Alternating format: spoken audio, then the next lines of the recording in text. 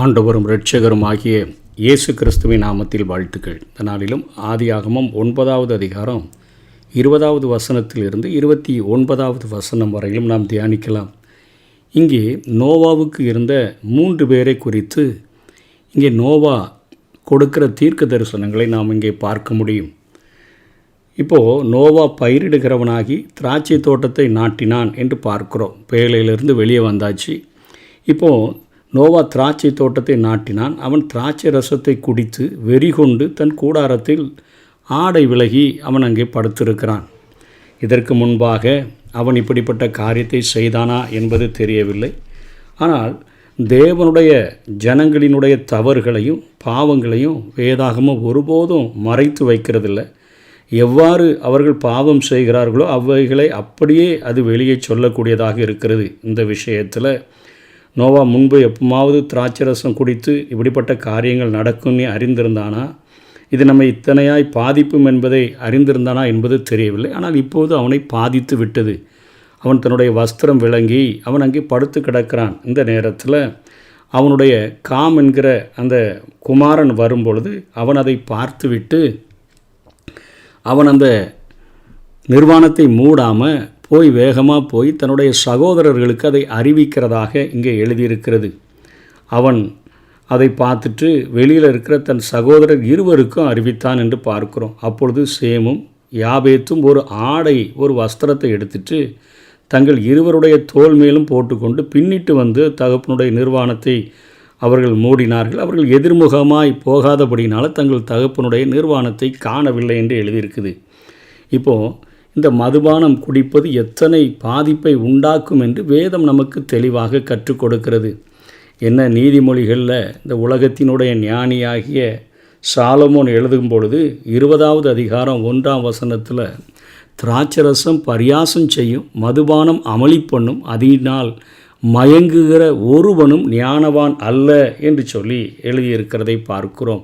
இதே நீதிமொழிகளில் 23வது வசனத்தில் 23வது அதிகாரம் 29லிருந்து 35 வரையிலும் இதனுடைய தாக்கத்தை குறித்து அவர் எழுதுகிறார். ஐயோ, யாருக்கு வேதனை, யாருக்கு துக்கம், யாருக்கு சண்டைகள், யாருக்கு புலம்பல், யாருக்கு காரணமில்லாத காயங்கள், யாருக்கு இரத்தம் கலங்கின கண்கள், மதுபானம் இறக்கும் இடத்திலே தங்கி தரிப்பவர்களுக்கும் கலப்புள்ள சாராயத்தை நாடுகிறவர்களுக்கும் தானே. மதுபானம் இரத்த வர்ணமாயிருந்து பாத்திரத்தில் பளபளப்பாய் தோன்றும்போது நீ அதை பாராதே. அது மெதுவாய் இறங்கும், முடிவிலே அது பாம்பை போல் கடிக்கும், விரியன் பாம்பை போல் தீண்டும். உன் கண்கள் பரஸ்திரிகளை நோக்கும், உன் உள்ளம் தாறுமாறானவைகளை பேசும். நீ நடுக்கடலிலே சயனித்திருக்கிறவனைப் போலும், நீ பாய்மரத்தட்டிலே படுத்திருக்கிறவனைப் போலும் இருப்பாய்.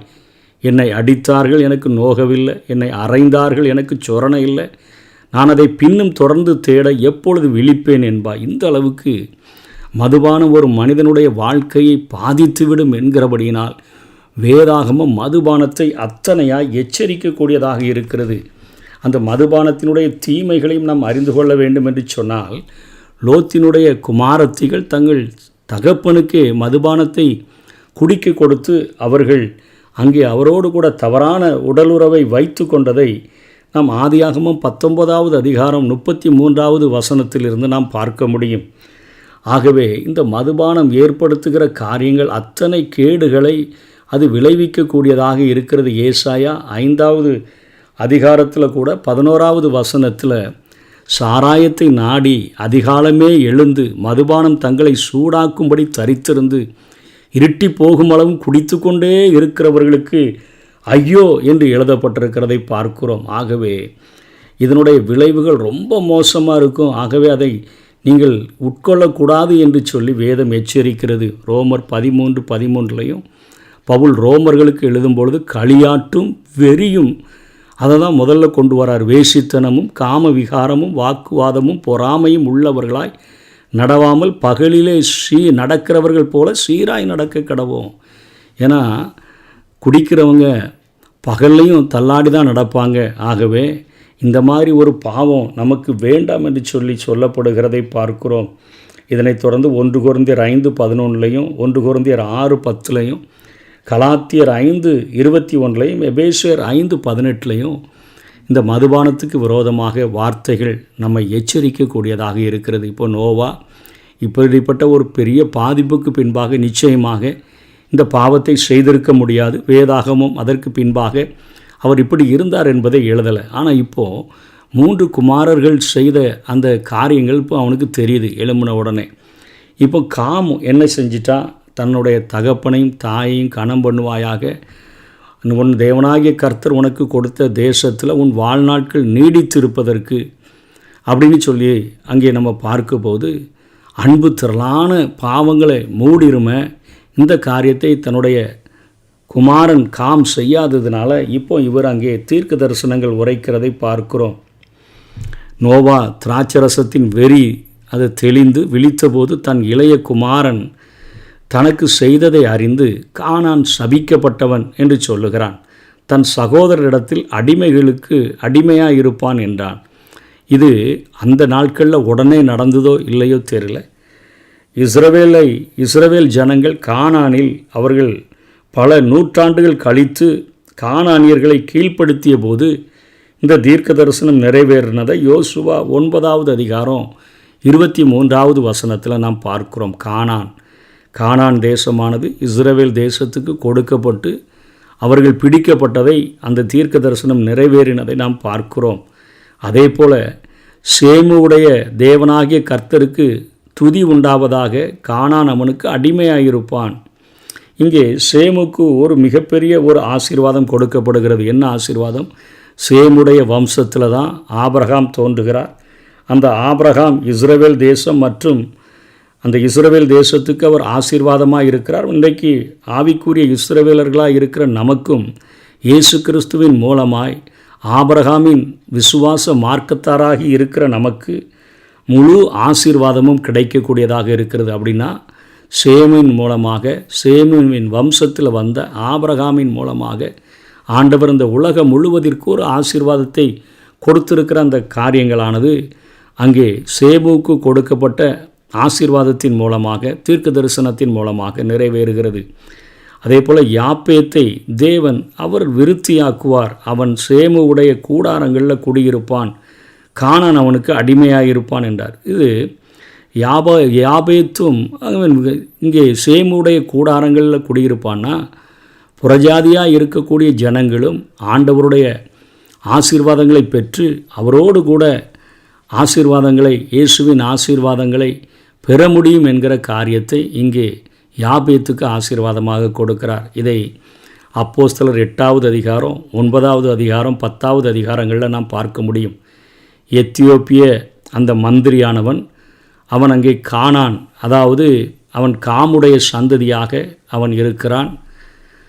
அவன் அங்கே ஆண்டவருடைய சன்னிதானத்தில் இயேசு கிறிஸ்துவை விசுவாசித்த பொழுது தேவனுடைய சமூகத்தில் வரக்கூடிய ஒரு பாக்கியத்தை பெறுகிறான் என்பதை நாம் பார்க்கிறோம். சேம் அதன் மூலமாக ஆபிரகாமிலிருந்து யாக்கோபின் சந்ததியர், இந்த சந்ததியில் தான் பவுல் வருகிறார். பவுல் சேமுடைய சந்ததியாக இருக்கிறார். அவரும் ஆண்டவராகிய இயேசு கிறிஸ்துவை இரட்சகராக ஏற்றுக்கொண்டு அவருடைய ஆசீர்வாதங்களை பெற்றவராக, அவருடைய ஊழியத்தை நிறைவேற்றுகிறவராக காணப்படுகிறார். அதே போல் 10வது அதிகாரத்தில் சொல்லப்படுகிற கொர்நேலியு யாப்பேத்தின் ஒரு சந்ததியாக, ஒரு புறஜாதியனாக இருந்தபோதிலும் இத்தாலியா பட்டாளம் என்கிற ஒரு பட்டாளத்தில் அவன் 100க்கு அதிபதியாக அவன் இருந்த போதிலும் கூட ஆண்டவர் அவனுடைய தான தர்மங்களையும் அவனுடைய இரக்க குணத்தையும் அவன் தேவனை நோக்கி ஏறெடுக்கிற ஜெபங்களையும், அவன் ஜெபங்களும் தான தர்மங்களும் தேவ சன்னிதானத்தில் எட்டப்பட்ட போது பேதுருவை அனுப்பி அவர் கொர்நேலியுவையும் அவனுடைய வீட்டாரையும் அவனோடு கூட சேர்ந்த யாவரையும், அந்த எப்படி சேமுவனுடைய கூடாரத்தில் யாபேத் குடியிருப்பான்னு சொல்லப்பட்டது, அதே போல் தன்னுடைய ஆசீர்வாதங்களின் ஆளுகைக்குள்ளாக ஆண்டவர் கொண்டு வந்ததை நாம் பார்க்கிறோம். 3 குமாரர்களுக்கும் கொடுக்கப்பட்ட அந்த தீர்க்க தரிசனத்தின்படி கானானை இஸ்ரவேலர்கள் சுதந்தரித்தது உண்மைதான். ஆபிரகாமின் வம்சத்தில் தோன்றி வந்தவர்கள் ஆளுகையை பிடித்தது உண்மைதான். இன்றைக்கு ஆண்டவராகிய இயேசு கிறிஸ்துவினுடைய வருகைக்கு பின்பாக ஆணென்றும் இல்லை, பெண்ணென்றும் இல்லை, யூதன் என்றும் இல்லை, கிரேக்கன் என்றும் இல்லை, அடிமை என்றும் இல்லை, சுவாதீனம் என்றும் இல்லை என்கிற அந்த வார்த்தையின்படி இவர்கள் எல்லாரும் ஆண்டவராகிய இயேசு கிறிஸ்துவினால் அன்பு கூறப்பட்டு அவருடைய ஆளுகைக்குள்ளே அவர் கொடுக்கிற நித்திய ஜீவனை பெற்றுக்கொள்ளுகிற ஒரு மிகப்பெரிய ஆசீர்வாதங்களை பெற்ற சந்ததியாக மாறிவிட்டார்கள் என்பதை வேதத்தில் பார்க்குறோம். ஆண்டவர் எந்த ஒரு மனுஷனையும் அவர் புறக்கணிக்கிறவர் அல்ல, எந்த ஒரு மனுஷனையும் வெறுக்கிறவரும் அல்ல. நம்ம எப்படிப்பட்ட நிலைமையில் இருக்கிறோமோ அப்படிப்பட்ட நிலைமையிலேயே நம்மை தாழ்த்தி அவருடைய சன்னிதானத்தில் நம்மை ஒப்பு கொடுக்கிற பொழுது பரலோகம் நம்மை நினைவு கூர்ந்து அவருடைய ஆசீர்வாதங்களினால் நிரப்புகிறதற்கு இன்றைக்கும் பரலோகத்தின் தேவன் மிகுந்த ஆசை உள்ளவராக இருக்கிறார். அதை புரிந்து கொண்டு நம்மை ஆண்டவருடைய சன்னிதானத்தில் ஒப்பு கொடுப்போம். கர்த்தர் தாமே நம்மை ஆசீர்வதிப்பாராக. ஆமேன்.